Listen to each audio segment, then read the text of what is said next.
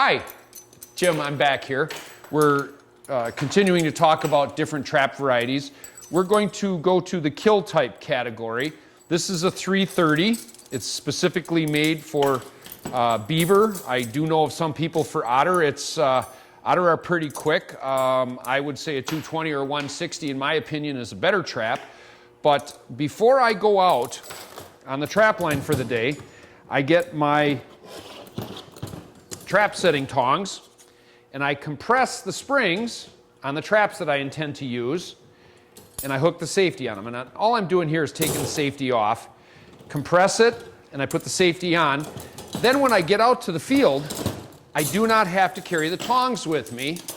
I can set my trap quite simply just by indexing the springs, bringing the catch over, centering it on the trigger, putting it how and where I want on the trap, and that's it. Now, in order to use this trap, you need to keep it upright, and you're going to place it in the path of the animal, specifically a beaver. So if I'm trapping where a beaver is pulling out of the water, or where the beaver is going in a small stream, I can narrow the stream down and use this stand. And basically what I'm going to do,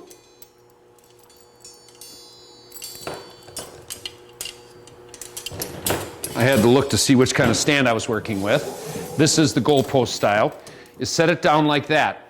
I can then take this and push it down into the water, and I want this portion here to be level with the bottom of the creek, the pond, the water, the lake, wherever I'm trapping.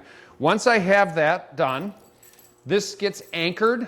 I generally attach a length of cable so that I can anchor it without going back into the water to check it. I can look, I can see, I can retrieve it from the ground. If I'm out in deep water, obviously that's a different situation. I'll use a long-handled tee. Now, the one thing that you want to remember to take these safeties off. If you don't, all you're going to do is educate a beaver. He's going to swim into this. The trap won't go off. It'll kind of partly go off, but all it'll do is scare him, and he'll know, stay away from that goofy looking goalpost thing. Now, you can stabilize this a little bit by bringing these down into the goalpost area, or if you need to, you can take a little branch. I like to use old dead wood. Don't use fresh cut wood, because the beaver is going to spend time chewing on that. He sees it as a food source. But if you put a branch right in here, it firms that up. It won't rock. What's this for, Jim? That is a safety. That's what a smart person uses to hook over the jaws. And the reason that you're going to do that is, let's say I'm messing with this, right? Oh, thank goodness that was there. Otherwise, I'd be hopping around with a trap on my arm.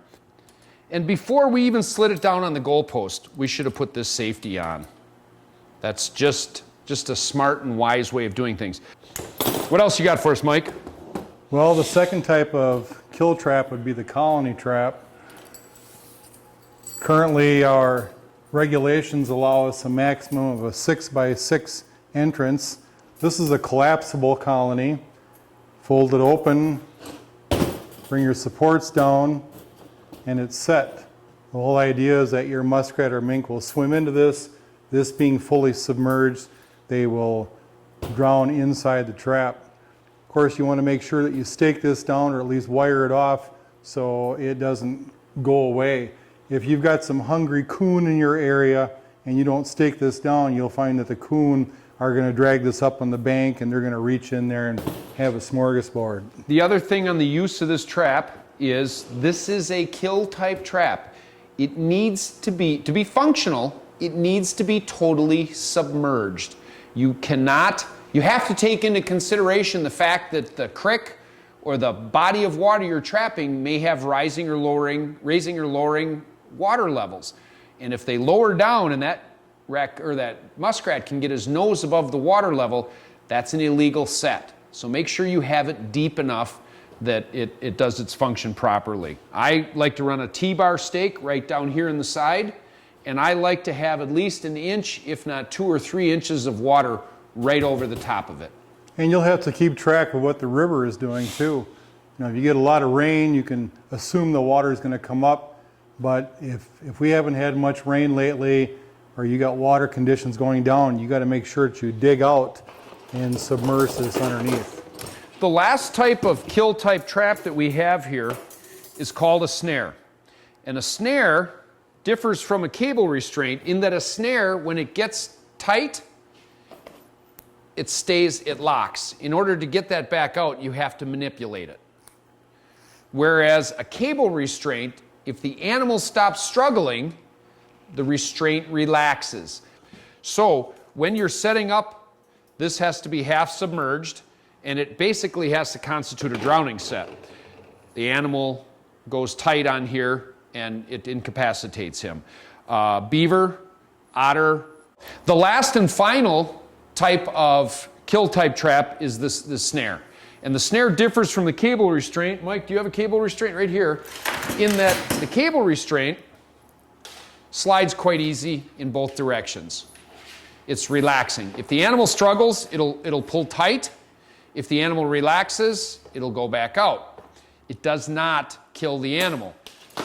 The snare, which is used at least half submerged, will keep tightening, keep tightening, keep tightening, and basically once it's locked down, it's locked down. The trapper has to manipulate it to loosen it up. Both of these are pretty much one-time use, and then they get stressed. You can salvage some of the parts, and if you have the proper equipment, you can make your own as long as they're within the specifications and parameters for Wisconsin legal.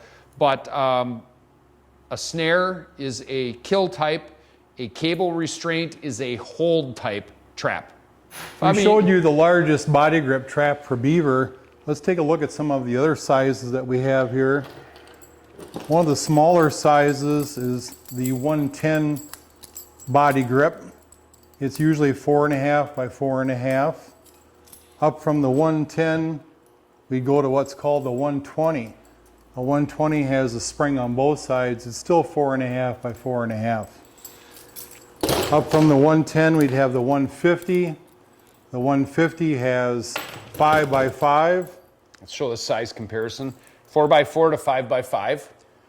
And if this had another spring on the other side, it'd be called a 155. Up from the 150 would be the 160. Mike, why would you need to go 5 inches over 4? What would you catch in that? Why the 150 over the 110? Well, the 110 is 4.5 by 4.5. That 150 is 5 by 5. And in my opinion, that's a big difference, especially in size. The other reason is I use KB stabilizers in my bottom edge sets. This could be at the bottom edge of a bank where the bank bottom meets the side, or in runs. And you'll notice if we set that 110 on top there, it just doesn't lock on well. The bends at the corners are preventing that from setting on there solid. But if we take that 150 and set that on there, the bends are on the outside of the wire. And to set this on here, it's real simple. There's a coil spring on there, and set your dog over.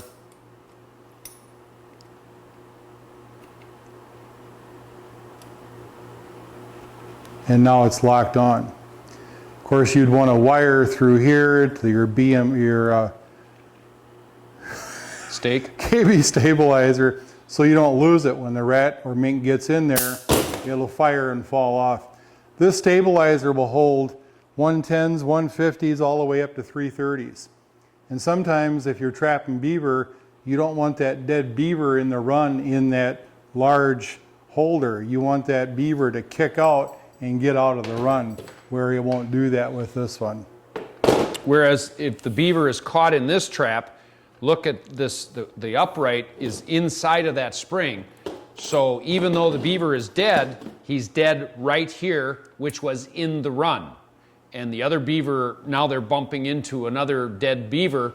It may prevent them from using that run in the future and limit the number you catch.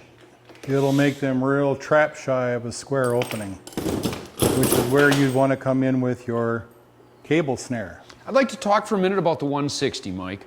Okay. You can use 220s on dry land under some specific rules and regulations. In my Trapper's Ed class, I tell my students do not use 220 on land in Wisconsin because there's a lot of regulations to understand, and on top of it, bad things can happen if you don't use them properly. 160 is legal on land. You can make a trail set. To use this, it has to be set back. You have to close down the entrance. The idea is to prevent catching somebody's canine. These here can be set out in the open. This is an incredibly effective raccoon trap, and I use it in bucket cubbies, and I'll show you a bucket cubby when we come to specific sets later. You will see that I use those for bucket cubbies. And this trap is also an incredible otter trap. Now, I have people tell me that otters won't go through an area that small. The last, I'm going to say, dozen or 15 otters that I've caught and sold were caught in 160s. I am a big fan of 160s. Now, you're going to want to make that opening look as big as you can for an otter.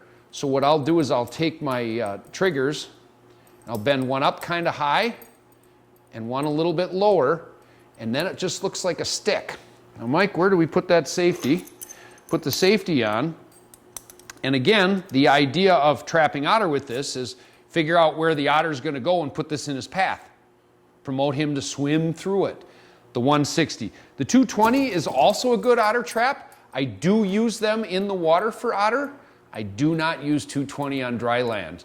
If you're going to use them on land, make sure you understand the regulations.